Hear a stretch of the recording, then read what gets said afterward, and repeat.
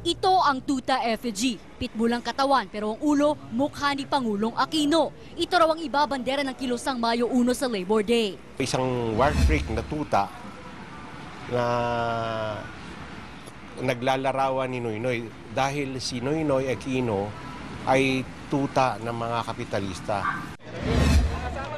Mahigit 100 public school teachers naman ang tumakbo sa Quezon City Circle para ihirit ang 6,000 dagdag sahod.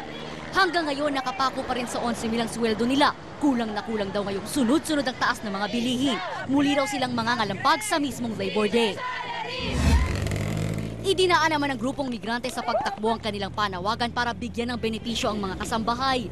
Wala yung mga ganyang karapatan, no? Kaya madali sila na-victimize ng mga human rights and labor rights violations.